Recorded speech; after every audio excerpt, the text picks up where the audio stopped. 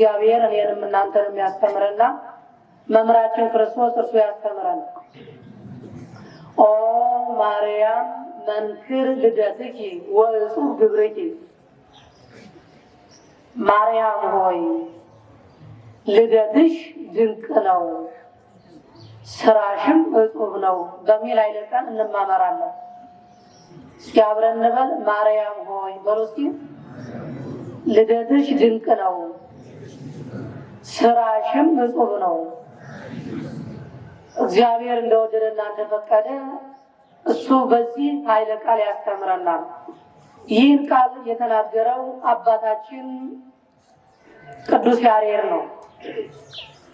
አባቶቻችን ሊቃውንት ከምሽቱ 3 ሰዓት ጀምረው እግዚአብሔርን ሲያመሰግኑ ለቅድስት ድንግል ማርያም የሚገባትን በሚገባት ልክ ባይሆን እንኳን አባቶቻችን አንደበታቸው አቅማቸው በፈቀደላቸው ልክ እመቤታችንን ያመሰግኑበት ሲያመሰግኑበት ያደሩት ቃል ነው። ይህ ቃል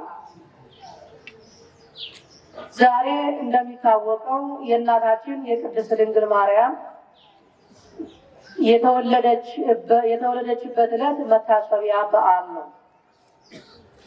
ስለዚህ ይህን ነው መንክር ልደትኪ ማርያም ሆይ ልደትሽ ድንቅ ነው ስራሽም እጹብ ነው በማለት ታላቁ አባታችን ቅዱስ ያሬድ በሰፊው ስለሷ ልደት ስለሷ ክብር ከዘረዘረበት የመጽሐፉ ክፍል አንዱ ነው። ይህ ቤተክርስቲያን መጻሕፍቶቿን በ3 ከፍላ ታስተምራለች። መጻሕፍተ ብሉያት፣ መጻሕፍተ ሐዲሳት፣ መጻሕፍተ ሊቃውንት። ከመጻሕፍተ ሊቃውንት አንዱ ድጓ ይባላል። ከመጻሕፍተ ሊቃውንት አንዱ ድጓ ነው። ድጓ ማለት ደግሞ ከእግዚአብሔር ጀምሮ እግዚአብሔርን የወለደችው እናቱ ድንግል ማርያምን ጨምሮ በክብር ክርስቶስ ያከበራቸው ቅዱሳን ሁሉ የሚመሰገኑበት ለነሱ የሚመሰገኑበት የምስጋና ስብስብ ያለበት መጽሐፍ ነው። እንደውም ይህ ድጓ የተባለው መጽሐፍ ብሉይ ኪዳንና አዲስ ኪዳን በአንድ ላይ ተተርጉሞበት ያለ መጽሐፍ ነው እና በዚህ ነው ኦ ማርያም ሆይ ልደትሽ ድንቅ ነው ስራሽም እጹብ ነው አለ። ቅዱስ ያሬድ የሁሉንም ቅዱሳን ከእግዚአብሔር ጀምሮ ይዘምርና ከህሊናው በላይ የሆነውን ድንቅ ነው በማለት ነው የሚያጠቃልለው። ይተረጉም በሚችለው መልኩ ያመሰጥርና እሱ አመስጥሮ የማይጨርሰው ሲሆንበት ብላ ድንቅ ነው በማለት ድርሰቱን ያጠቃልላል። የተወሰነውን ገልጬዋለሁ፣ ከዚህ በላይ ያለው ግን ከህሊና በላይ ነው ሲል የእመቤታችን ልደት ድንቅ ነው አለ። ድንቅ ነው ያለበት ልደቷ ምንድን ነው? እንግዲህ ድንቅ ያሰኘው ልደት የምናይበት ከእመቤታችን ቅድስት ድንግል ማርያም በዓላት ደግሞ የመጀመሪያውና ታላቁ ይህ በዓል ነው፣ የዛሬዋ በዓል ነው። ስለዚህ እንደው ድንቅ ነው ያለው ከምን አንጻር ነው? ይህ በዓልስ ትልቅ የሆነበት 33 የእመቤታችን አበይት በዓላት እናከብራለን። ከ33ቱ እሷ ራሷ በአንደበቷ የመሰከረችለት ሁሉንም በዓላቶችን እወዳቸዋለሁ ግን እንደ ግንቦት ልደታ ወይም እንደተወለድኩበት በዓል ግን የማደርሰው የለኝም ብላ በአንደበቷ የጌታ ወዳጅ 15 ዓመት ለጠበቃት እንደ ልጇ ሆኖ ለተንከባከባት ለቅዱስ ዮሐንስ ወንጌላዊ የነገረችው በዓል ነው። ስለዚህ ቅዱስ ያሬድ ድንቅ ነው ልደትሽ ድንቅ ነው ያለበት የእመቤታችን ልደት የሚደንቅ ነው። ድንቅነቱ ምንድን ነው ካላችሁኝ የመውለጃ ጊዜ ካለፈ በኋላ የተወለደችላት ናት። ሳይንስ ለሰው ልጅ የመውለድ ጊዜ የሚሰጠው አለ። ተፈጥሮ ለሰው ልጅ የሚሰጠው ጊዜ አለ። የመውለጃ ጊዜ የሚሰጠው ጊዜ አለ። እኛ ራሳችን መውለድ የምንችልበት ጊዜ ምን የምንሰጠው አለ። ሳይንስ ማክሲመም ከ45 ዓመት በላይ መውለድ አይቻልም። አንዲት ሴት ልትወልድ የምትችለው እስከ 45 ዓመት ድረስ ነው ይላል። እኛም ራሳችን ደግሞ የሰውነታችን ሙቀት እስካልተለየን ድረስ ወይም ደግሞ ለመውለድ የሚያበቁ ሂደቶች እስካሉበት ጊዜ ድረስ የመውለድ እድል አለን ብለን እናውቃለን፣ እንረዳለን። ያ ሙቀት ከተለየ በኋላ የመውለድ እድል የለም ተብሎ ይታሰባል። ተፈጥሮ ደግሞ የሚያስተምረን አለ። ተፈጥሮ እናቶቻችን ለመውለድ ምክንያት የሚሆናቸው ምልክት የሆነ በየወሩ የሚፈሳቸው ፈሳሽ አለ። ሴቶች እንወልዳለን ብለው ተስፋ የሚያደርጉት ይህ እስከሚቆም ድረስ የመውለድ ተስፋ አላቸው፣ ይወልዳሉ። ይህ እስከሚቆም ድረስ ይህ በእድሜ የተገደበ ነው። ከዚህ እድሜ ቅድም ካልኳችሁ ከ45 ዓመት በላይ ይህ ስርዓት ይቆማል። ምናልባት አሁን ትንሽ ጊዜዋ ከበድ ያለች ስለሆነች እንደ ወደ 60 የሄዷን ብዬ አምናለሁ። ጊዜዋ አስቸጋሪ ስለሆነች የሚጀምሩበትም የሚጨርሱበትም ከቀደመው ጋር አንድ አይደለም። አሁን የቀደሙ እህቶቻችን እናቶቻችን ይህ ልማድ የሚጀምራቸው ከ15 ዓመት በኋላ ነበር። ዛሬ ዘመኑ ከበድ ስላለ ከ10 ጀምሯል። ዘመኑ አስቸጋሪ ነው። መጨረሻውም እንደዛው ሆኗል። 45 የሚለው ሂዷል። የ50 ዓመት ሆነው እኒህ ገና ሩጫቸውን ካልጨረሱ ወጣቶች ጋር እኩል የምናያቸው አሉ። እንደው እናንተማ ዘመኑማ እያሳየን አይደለ? የእኛን ገመና ራሱ ቴክኖሎጂ እያሳየን ነው አይደል? የምታዩት የሶሻል ሚዲያ ላይ ገዳም ገብተው ትዳር ጨርሰው በምርኩስና በመታተሚያቸው ጊዜ ታያቸው አላቸው። ብዙ ሰዎች ገና እብድ የሆኑ እና እንደ አሁን እንደዚህ አይነት ግራ የተጋባበት ሳይሆን አይቀርም። የኃጢአታችንን ውጤት የዝሙት ፍላጎታችን መጨመር ውጤት ሳይሆን አይቀርም እና ይህን ነው ቅዱስ ያሬድ እመቤታችን ልደትሽ ድንቅ ነው ያለበት ከዚህ እድሜ በላይ ባለፋቸው ሰዎች ስለተወለደች። ይህ የምንለው ግምት ሁሉ እጅግ በጣም የራቁት ወደ ላይ የሄዱ ይህ የልምላሜ ዘመን ሁሉ ያለቀበት ተስፋ የተቆረጠበት ዘመን ላይ በዚህ ጊዜ እመቤታችን የተጸነሰች የተወለደች ስለሆነች ልደትሽ ድንቅ ነው። ሌሎች እኮ ቢወልዱ የመውለጃ ጊዜያቸውን ቆጥረው የተፈጥሮም ቅድም ያልኳችሁ ያ ምልክትም እያለ የሰውነት ሙቀትም እያለ ሰዎች የሚሰጡት ግምትም እያለ ያንቺ ግን ልዩ ነው አለ። ማርያም ወይ ልደትሽ ድንቅ ነው ያለው ከዚህ የእድሜ ደረጃ በላይ ባለ ደረጃ ስለተወለደች ድንቅ ነው አለ። ይህም ብቻ አይደለም፣ እመቤታችን ወይ ልደትሽ ድንቅ ነው አለ። ድንቅ ነው ያሰኛት ከአንቺ በፊት ያሉ ሰዎች ሁላቸውም ሲወለዱ እነሱ ባልሰሩ ስራ በደል ያለባቸው ናቸው። በአዳምና በሔዋን ምክንያት የሚወለደው ሰው ሁሉ ጻድቅ የተባለው አብርሃምም ጻድቅ የተባለው ይስሐቅም ያዕቆብም ሌሎቹም ቅዱሳን በደል አለባቸው። በዘር የሚተላለፍ መርገም አለባቸው። እሱም ብቻ አይደለም፣ የአንቺ ወላጆች መርገም አለባቸው። ሁለቱም እናቷም አባቷ ሐና ናት፣ እናቷ ሐና ናት፣ አባቷ ኢያቄም። ሁለቱም ይህ በደል አለባቸው፣ ይህ መርገም። በሚገርም ሁኔታ ሁለት መርገም ካለባቸው ሰዎች መርገም የሌለበት ደግ አንቺ አየሁኝ። ይህ ድንቅ ነው።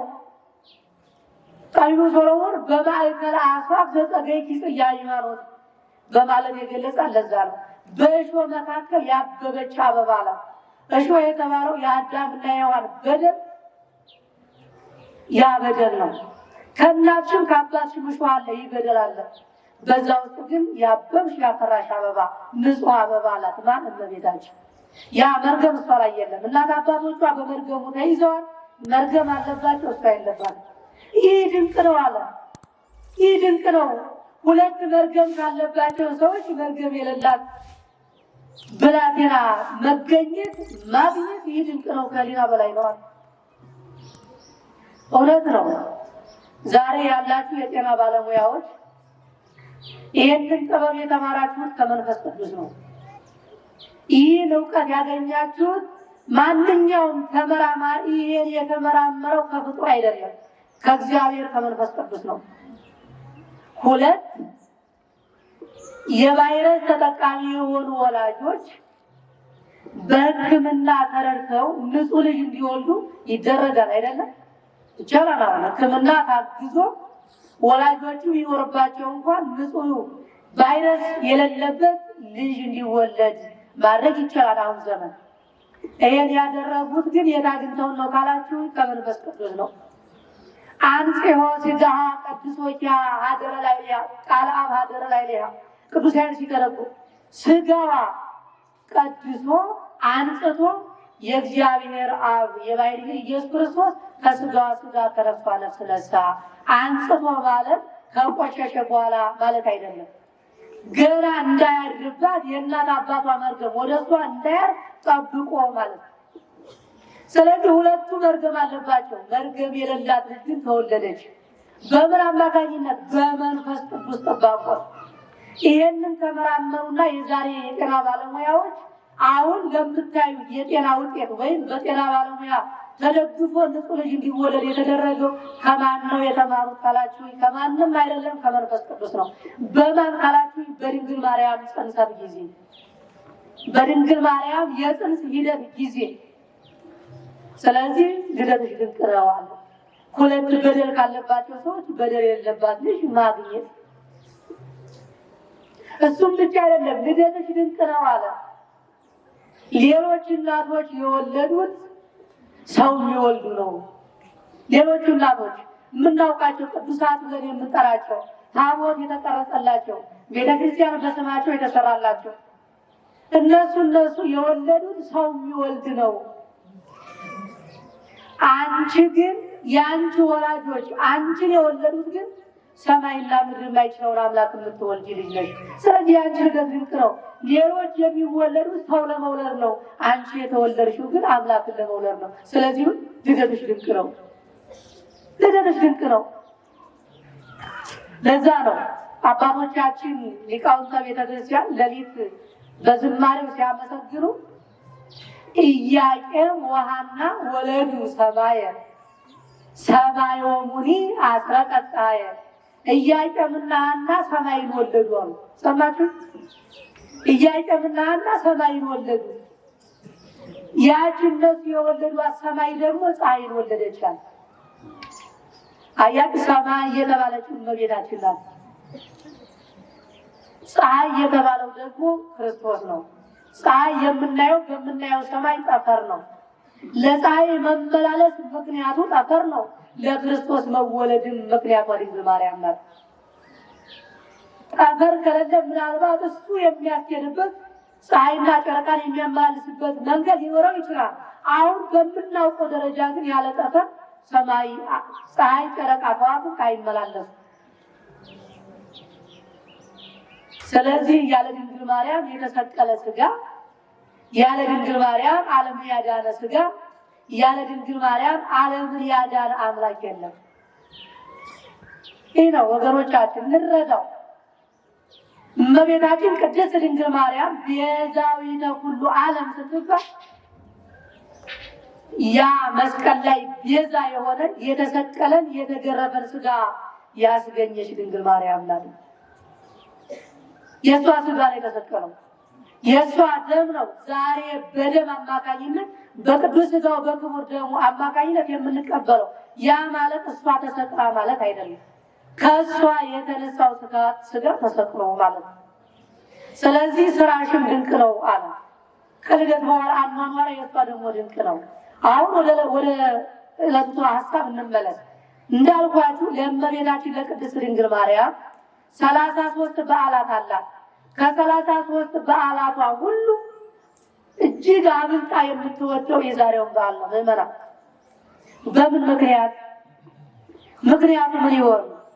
አዎ ጥር 21 አርፋለች። ያን ያረፈችበትን ከዚህ ያላበለጠችው ለምን ይሆን? አዎ ነሐሴ 16 ስጋዋ ያረገበት ትንሣኤዋ የተከናወነበት ነው። ከዚህ ያበለጠችው ይሄንን ያበለጠችው ለምን ይሆን? ይህ ታላቅ ቀን ነው ምዕመናን፣ ለእሷ ብቻ አይደለም ለሁላችን። እመቤታችን ከሁሉ አብልጬ ወደዋለሁ ያለችበት ምክንያት ልንገራችሁ። የመጀመሪያው ይህ ቀን እንባ ያበሰ ቀን ነው። ሰማችሁ? ይህ ቀን እንባ ያበሰ ቀን ነው። ይህ በዓል እንባ ያበሰ እንባ ማለት እንባን ያበሰ በዓል ነው። የማንን ካላችሁኝ በጊዜያዊነት የእናትና የአባቷን እናትና አባቷ ከማህበረሰቡ የተገለሉበት ከአምልኮ ከቤተ እግዚአብሔር የተገለሉበት እንደው ከሰው ሁሉ የተገለሉበት ዘመን ነበራቸው። ለእግዚአብሔር እንኳን እናንተ ዕጣን ጧፍ መስጠት እንደምትሰጡት እንዳይሰጡ የተከለከሉበት ከቤተ ክርስቲያኑ ሀብት መካፈል የማይችሉበት ዘመን ነበር። አስቡት። ከእናንተ መካከላው ስጋው ደግሞ ልቀበል ነው ብሎ ከሚስቱ ጋር ተዘጋጅቶ መጥቶ አይ አንተ መቀበል አትችልም ብለን ብንመልሳችሁ ምን ይሰማችኋል? እሱ እኔ ለስጋው ደግሞ የሚገባውን ዝግጅት አድርጌያለሁ፣ የምችለውን ያክል አድርጌያለሁ፣ ልቀበል ነው ብሎ ዝግጁ ነው የመጣውን ሰው ልጅ የለውምና አንተ ልጅ ለእግዚአብሔር ስለተቀየመብህ ስለሆነ ተመለስ አንተ አትቀበልም ቢሉና አባቶቻችን ከኔ ጀምሮ ምን ይሰማል? እነሱ እንዲህ ተከራውኖባቸዋል። ከሰው ጋር ተቀላቅሎ ወይም ከሰው ጋር ሆኖ የሚያወሩበት ሞራል አልነበራቸው። ማህበረሰቡ ሁሉም አገለላቸው። በጊዜው የነበረው የአምልኮ ቦታ ጭምር አገለላቸው። ቤተክርስቲያኗ በጊዜው የነበሩ አገለለቻቸው። እነዚህ የሚያለቅሱ አዘንተኞች ነበሩ። እነዚህ ወላጆች የእነዚህን እንባ ያበሰው የእመቤታችን ይህ ባህሏ ነው። ለምን ካላችሁ ያ ሁሉ ነገር ግፍ የሚደርስባቸው ልጅ ስላልነበራቸው ልጅ ያልነበራቸው ኃጢአተኞች ስለሆኑ ነው። ስለዚህ የእናንተ ኃጢአተኞች ናችሁ፣ እግዚአብሔርም የጠላችሁ ለቤተ መቅደሱም የማትገቡ እያሉ ያገኝ የሰው ሁሉ የሚዘባበትባቸው ስለነበር ያን ሁሉ መከራ እንደርስባቸው ያደረጋቸው አለመውለዳቸው ነው። እናት አባቶቿ በኢኮኖሚ የተሻሉ ናቸው። የሚገርማቸው እንደዛ ብለው ግን ከማህበረሰብ ጋር መቀላቀል አልቻሉ። ለምን? ምን ጎደለባቸው? ልጅ አለመኖር። ይሄ ደግሞ እንደምን ተቆጠረባቸው? እንደ ኃጢአት፣ የኃጢአት ውጤት። ስለዚህ ዛሬ ቅዱስ ዮሐንስ ጠየቃት፣ እናቴ ሆይ አላት እንደው ከ33ቱ በዓላቶችሽ ማንን ትወጃለሽ አላት። እኔ ሁሉንም እወዳቸዋለሁ፣ ግን አለች የተወለድኩባትን ቀን ከሁሉም አብልጬ እወዳለሁ። ለምን ትለኝ እንደሆነ አለች ሀዘንተኛ ሆነው ከሰው ተገለው አንገታቸውን ደፍተው ይኖሩ የነበሩ ወላጆች አንገታቸው ቀና ያለበት የተደሰቱበት ተስፋቸው የለመለመበት ይህ ቀን ስለሆነ ነው። የእናት አባቶችን እንባ ያበሰው ይህ ቀን ነው። የእናት አባቶች ደስታ ደግሞ የኔ ደስታ ነው። አብልጬ የምወድበት ምክንያቱ ይህ ነው አለች። ሁለተኛው ከጨለማ ወደ ብርሃን ከጠባብ የእናቴ ማህፀን ሰፊ ወደ ሆነችው ዓለም የመጣሁበት ይህ ነው። አያችሁ፣ በጊዜው የእናት አባቷ እንባ ታበሰ። ምናልባት እናት አባቶች ያላቸው እድሜ ከመቶ ያልበለጠም አረሳ አይደለም። በእሷ መወለድ የ5500 ዘመን እንባ ታበሰ። የሰው ልጅ 5500 ዘመን አዘንተኛ ሆኖ አንገቱን ደፍቶ ያነባ ነበር። በእሷ መወለድ እንባችን ታበሰ። በእውነት መመራን ደስ ይበለን። እንባችን ያበሰች ግን አምላክ ወላዲተ አምላክ ናት። ምን ሆና? እናት አባቶቿ በሕግ በስርዓት ወለዷት። እሷ በስርዓት አደገች፣ በንጽህና ኖረች። የእሷ ንጽህና ክርስቶስ ወደ እሷ እንዲመጣ አደረገ። በእሷ ንጽህና ምክንያት የኛ እንባ ታበሰ። ማን መጥቶ? ክርስቶስን ተሸክማ። ሌላ ሰው የለንም ነበር። ክርስቶስን አመጥቶ የሚያድነን፣ ክርስቶስን አመጥቶ እንባችን የሚያብስ ሰው አልነበረንም። ስለዚህ የኛ ሁሉ እንባ ያበሰች አምላክ ወላዲተ አምላክ ናት። ዛሬም ቢሆን እንባችን የምታብሰው እሷ ናት አይደለም? ከቤታችን ከፍተን ተስፋ ቆርጠን መተን እንባችን ወደ ሳቅ የምትቀይር እሷ ናት እኮ። እንባ አባሽ ናት በቤታችን። ስለዚህ ምን አለ? በዚህ ምክንያት ወደዋለሁ። እንግዲህ አጠር አድርጌ ታሪኩን ለመግለጽ እንደምታውቁት እመቤታችን እናት አባቶቿ በኢኮኖሚ የተሻሉ ነበሩ፣ ግን ምን አልነበራቸው? ልጅ አልነበራቸው። ልጅ ባለመኖራቸው ልዩ ልዩ ግፍ ይደርስባቸው ነበር። ወይ ሁለት ሶስት አጭር ግፍ ልንገራችሁ።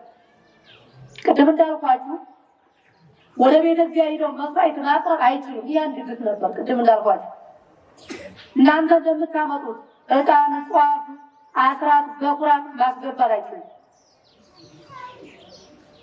ይሄ አንድ ግፍ ነበር።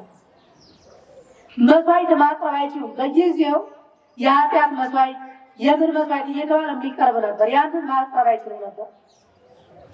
ይህ ተጽዕኖ የሚደርስባቸው የሚገርማችሁ ከቅርብ ወዳጆቻቸው ነበር። የእናታችን የቅድስት ድንግል ማርያም አባት ኢያቄም አንድ ቀን መስዋዕት ሊያቀርብ ተዘጋጅቶ እየለፋ እያለ እንደው የቅርብ ወዳጅ ጓደኛ አብሮ አደግ ነበረው ሮቤል ጌታ ቀረብ ባለና ምን እያደረግህ ነው? እኔማ መስዋዕት ላቀርባለሁ። አይ አሁን ያንተን መስዋዕት እግዚአብሔር ሊቀበል ነው? ዝም ብለህ እኮ ነው የምትለፋው። አንተ እኮ ኃጢአተኛ ነህ፣ አንተ እኮ በደለኛ ነህ። ይኸው የበደል ውጤት ልጅ አልሰጠህም እና አሁን ለአንተ እግዚአብሔር ተቀይሞ እያየው ልጅ አልሰጠህ ብሎ ያንተን መስዋዕት ሊቀበል ነው? አትልፋ ነው። አስቡት፣ በጊዜው የሚቀበሉት ካህናትም አይቀበሏቸውም ነበር። ሰውየውም እንደዚህ አድርጎ እግዚአብሔርም እንደማይቀበለው የቤተ መቅደሱ አገልጋዮችም እንደማይቀበሉ እሱም በደለኛ እንደሆነ አድርጎ ተስፋ አስቆረጠ። እሱ እንዲያደርግ የቅርብ ወዳጁ ጓደኛው ተስፋ አስቆረጠ። እናቷን ደግሞ ሐናን ደግሞ ደግና ስለነበረች አንድ ቀን አንድ ጎረቤት ወደ ቤተ እግዚአብሔር እንሄዳለቻት። ያቺኛዋ አካሏን እየሸጠች ነው የምትኖረው። እንደምታውቁት አካላቸውን በመሸጥ የሚኖሩ ሴቶች በየቀኑ የሚቀያይሩት ብዙ ለአልባሳት አሏቸው፣ ልብሶች አሏቸው። ምክንያቱም አንዱ ለዝሙት ከሚጋብዝ መንገድ አንዱ አለባበስ ስለሆነ በተለያየ መንገድ ሰዎች ወደ እነሱ እንዲመጡ የሚያደርግ ልብስ ብዙ ልብስ አላት። በየቀኑ ሂሳብ እየተቀበለች ስለምትዘሙት በዛ ስለምትገዛ ብዙ ልብስ አላት። እናንተ ወደ ቤተ እግዚአብሔር እንሂድ እስኪ አብረን አለቻት። ማንም የእናታችን የድንግል ማርያም እናት ኧረ እኔስ ሀሳብሽ መልካም ነበር፣ ግን ወደ ቤተ እግዚአብሔር ሲቀር ዝም ብሎ አይችልም። ውሳጣዊ ኃጢአትን በንስሐ ውጫዊ ልብስን ደግሞ በሚቻለው መልኩ ታጥቦ ነጽቶ ነው ወደ ቤተ መቅደስ የሚገባ። እኔ ደግሞ ዛሬ ለዚህ የሚሆን ልብስ የለኝም እና እንደው አልችልም ማለት ነው። እንዴ ከኔ ቤት ልብስ ሞልቷን እኮ ነው ውሰጃ። አይ አለቻት፣ እኔ የሚሄድ መፍትሄ ፈላጊ ነኝ። ችግር ይዤ ደስታ ላመጣ ነው። ከእግዚአብሔር የሚደረግልኝ የምፈልገዋለኝ እንዲደረግልኝ። እሱን ደግሞ ብችል ውስጤን ሁሉ ንጹህ አድርጌ ባይሆን እንኳን ውጫዊ ልብሴን ንጹህ ልብስ ለብሼ ሄጄ መለመን አለብኝ። ደግሞ ያንቺ ልብስ የተገዛው የኃጢአት መንገድ ከሆነው አንዱ ዝሙት ነው። አንቺ ደግሞ ልብስ የገዛችው በዝሙት ልብስ በተሰራ ገንዘብ ነውና እንደው እግዚአብሔር ያዝንብኛል አለቻት። ሀሳቧ እኮ ትክክል ነው። እሷንም እየሰደበቻት አይደለም። እኔ እኮ ልጅ የሌላት ለምንድን ነው ብዬ አዝንልሽ ነበር። ለካ በረከት የሌለሽ መርገምን የተመላሽ ልምላሜ የሌለሽ እንደ ድንጋይ የደረሽ አንቺ ሰው ሳትሆን በቅሎ ነሽ። በቅሎ ታውቃላችሁ፣ ይወለዳል እንጂ አይወልድም። እና አንቺ መወለድ እንጂ መውለድ የማትችይ የበቅሎ ዘር ነው ያለቻት። እና አሁን ይስድብ አስቡ፣ ተስፋ ያስቆረጠም ብሶት ላይ ከዚህ ብሶት ላይ ይህ ክፉ ስድብ ሲጨመር እና ይሄን መቋቋም አልቻለችም። የሚገርመው እንዲህ ብላ የምትሰደበው ሰማይና ምድር የማይችሉትን አምላክ የምትወልድ አያት ናት። ሰማችሁ? የክርስቶስ አያት እኮ ናት። የምትወልደው እኮ ዓለም ከወለደው የምትበልጥ ልጅ የምትወልድ እኮ ናት። ግን በጊዜያዊነት ይህ ግፍ ደረሰባት እና ይህም ጎድቷታል። ሌላኛው እንዳልኳችሁ ከቤተ መቅደሱ መስዋዕት ይሰዋና የተረፈውን የእስራኤል ሽማግሌዎች ይመገባሉ። ያን ለመመገብ ቀረብ ሲል ኢያቄም ውጣ ብሎ አባረው እና ይህ ሁሉ በደል ነበረባቸው። ይህ ሁሉ ግፍ። አዎ እንደነገርኳችሁ ገንዘብ አለ፣ ሀብት አለ፣ ንብረት አለ። የቤት ድምቀቱ ምንድን ነው? እስኪ ንገሩኝ ምዕመናን። የቤት ድምቀቱ ምንድን ነው?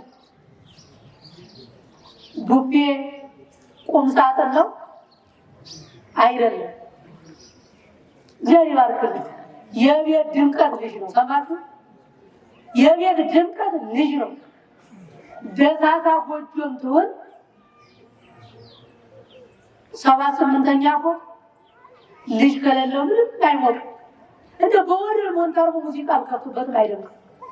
እውነቱን ብነግራችሁ የቤት ድምቀት የትዳር ምስጢሩ የትዳር ትርጉሙ ልጅ ነው። ሀብት አለ፣ ልጅ ግን የለም። ምን ይሆን?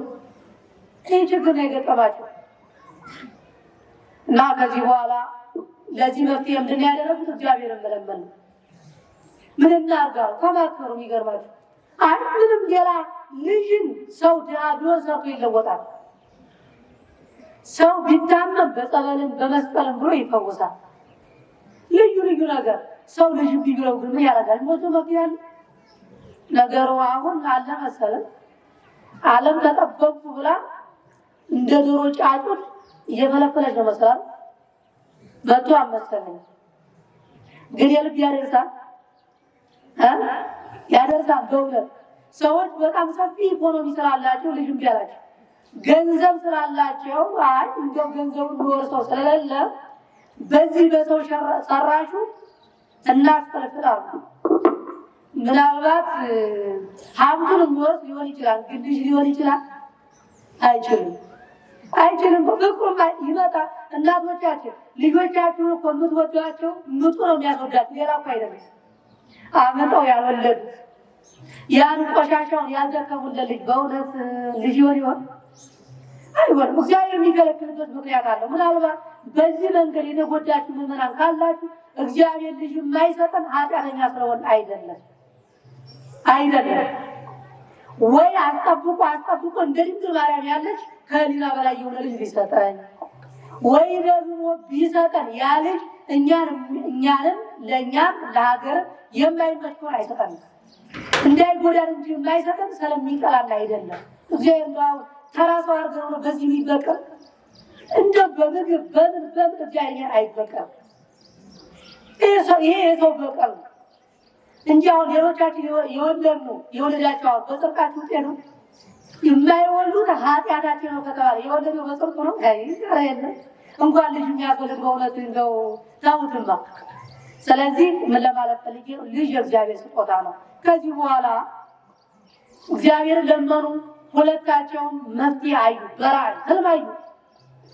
እሷ ለእሱ እሱ ለእሷ ከጸለዩ በኋላ እንደው ምን አዩ መሰላቸው?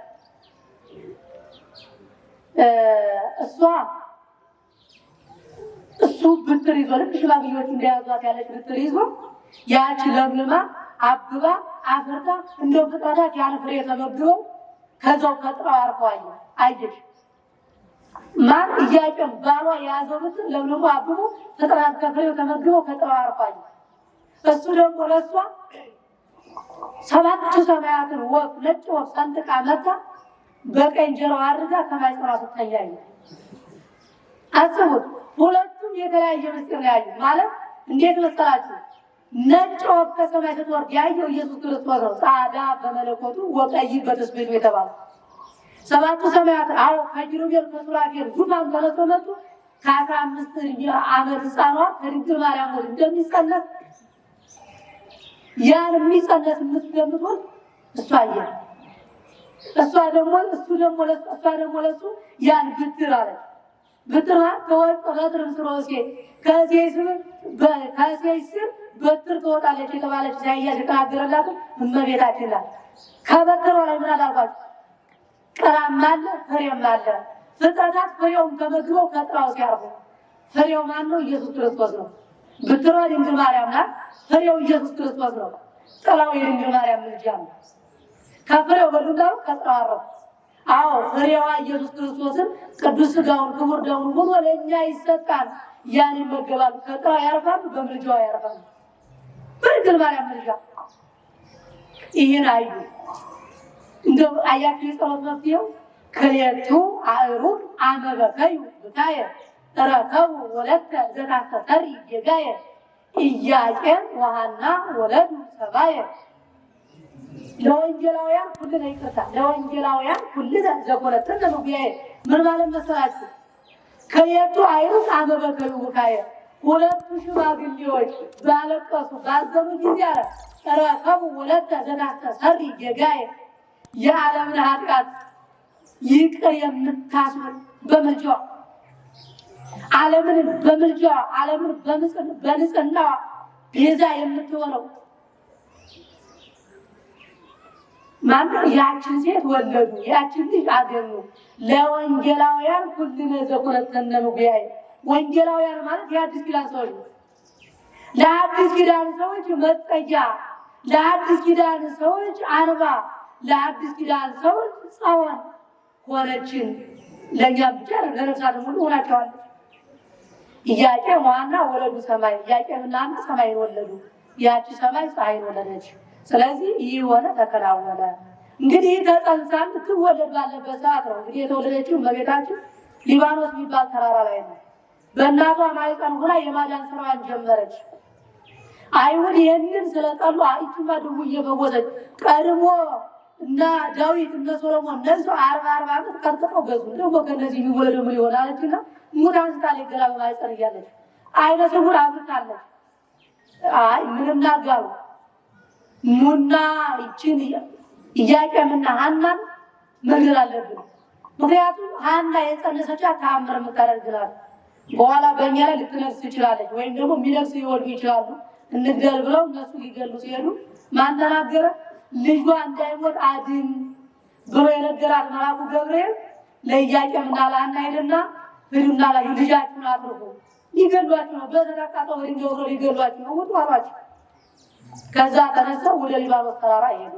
በሊባኖስ ተራራ ግንቦት 1 ቀን እመቤታችን ቅድስት ድንግል ማርያም ተወለደችልን። ደስ ይበላችሁ መምህራን።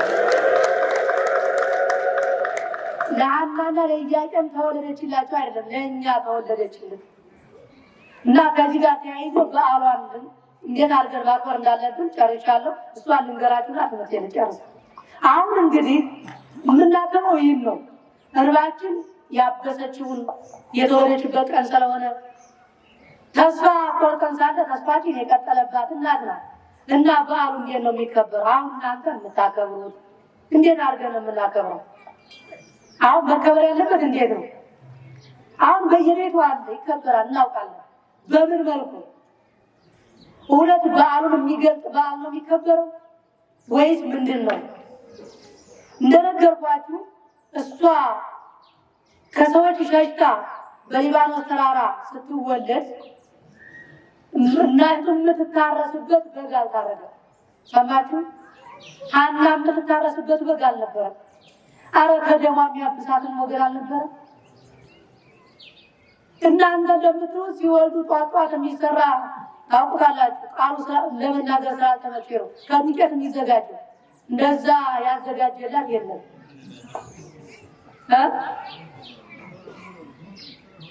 እንደዛ ያዘጋጀላት የለም። በእውነት ያዘጋጀላት የለም። ብቻዋን እንደውም ይገርማችሁ የተደረገው ልንገራችሁ። አንዲት ድሃ ወዳጅ ነበረቻትና ሸሽታ እዛ እንደወለደች ስትሰማ ምን ይዛ ሄደች? ድሃ ሰዎች ንፍሮ አንፈራ ያልይዛል። ሰማችሁ? አራት ያየች አበዛው እንደናንተ ዶሮ ሰርታ አለ ምን አድርጋለሁ ያቺ ጥሬ ቆሎ ይዛላት ነው። እሷም የያዘችው ድንገት ተለውል ስለተባለች ያችን የያዘችው ቆሎ ነገር በጊዜው ተዘጋጅቶ መብላት የሚችል ነገር ነው የያዘችው። ስለዚህ የተወለደችው ውጭ ነው እንደነገርኳችሁ። የተመገቡት ይህን ቆሎ ነው እና ምዕመናን እኛ የግንቦት ታምሳ ሁላችሁም በየቤቱ ታውቁ ትችላላችሁ። የሚደረገው ምግቡ ውጭ ላይ ነው የሚበላው። አብዛኛውን ጊዜ አሁን ኢኮኖሚው ምኑም የመብራት ሲስተሙ ሲገባል ወደ ስጋ ቀይረዋል። ሲስተሙ የመብራት አበላሉ ስናውቅበት ወደ ስጋ ወደ በግ ቀይረዋል። አባቶቻችን ጎረቤቱ ይሰባሰብና ሁሉ ውጭ ላይ ንፍሯ ትጣዳለች። የምትበላው ውጭ ነው የምትዘጋጀው።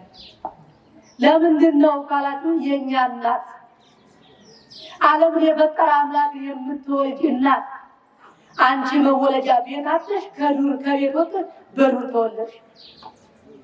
ስለዚህ አንቺ ባዶ ሜዳ ላይ ስለተወለድሽ እኛም ከቤታችን ወጥተን ያ ልደትሽ እናስባለን። አንቺ በጊዜው የተዘጋጀ ከልዩ ልዩ የተቀመመ ምግብ አልተመገብሽም፣ ቆሎ ነው የበላሽው፣ እኛም ያን እናስባለን። ድንገተኛ የሆነ ቂጣ ዳቦ ነው የበላሽው፣ እኛም እንደዛ እናስባለን ብለን እንደዛ ነው። አሁን ይሁን እናስበው፣ ችግር የለውም። ያለው ሰው ይረብ፣ ችግር የለውም። ግን አሁን እየተከበረበት ያለው ነገር ትንሽ ይከብዳል። ለምን በምን? መሰባሰቡም አለ፣ የሚበላውም ውጭ ነው። እንደውም ከዛፍ ስር ነበር ወደ ድንኳን ተቀይሯል። የሚገርመው ግን ወደ ሞንተርቦ አብሮ ይከራያል አይደለም። እንግዲህ ክርስትና በይበልጥ ክርስትና የክርስትና በዓልን በሚመጥን መልኩ እያከበርን አይደለም። ሁልጊዜ ይህን ንመር እስካልተስተካከል ድረስ የትንሣኤን በሙዚቃ የምናከብረው ሌላውን በዘፈን በወደ ሞንተርቦ ይተከራል። ከዛ ሰሞኑን ዝሙቱን ጭፈራው የሚከናወንበት በዚህ መልኩ የሚከበርበት አለ። ይህ ከሆነ የእመቤታችን በዓል አላከበርም። እውነትም ነግራችሁ እኛ በላን ጠጣን የራሳችን ስሜት አከበር እና በዚህ መልኩ አይደለም የሚከበረው። ምዕመናን የተቸገሩትን አብረን እያሰብን በዳንኪራም በዘፈንም አይደለም። ከዛ አልፎ አምልኮም ያደርጓል አሉ። በግ መርጠው የሚያርዱ፣ ዶሮ መርጠው የሚያርዱ፣ ከለር ንፍሮን ውሃው ምናምን የሚረጩ አደራ ምናምን እያሉ እሱማ ከሆነ ምን የእመቤታችን በዓል የሰይጣን ጽዋና የእግዚአብሔር ጽዋ በአንድ ላይ ይከፈላል? አይከፈልም። ስለዚህ በዚህ መልኩ የሚገባውን በዓል ብናከብር አምላካችን ይፍቀድልን። እናታችን ቅድስት ድንግል ማርያም ለእሱ አይደለም ለእኛ ስትል ስለተወለደችልን እግዚአብሔር አምላክ ደግሞ በልዩ ጥበቃው ጠብቆ ለእኛ መድኃኒት ድንግል ማርያም ስለሰጠን ክብርና ምስጋና ለእርሱ ይሁን። እሷ በስደት ተወልዳ እኛን ወደ ቤታችን ወደ ገነት የመለሰችን ማምላክ ወላዲተ አምላክ ምልጃዋ፣ በረከቷ፣ ረድኤቷ አይለየን። ወስብሐት ለእግዚአብሔር።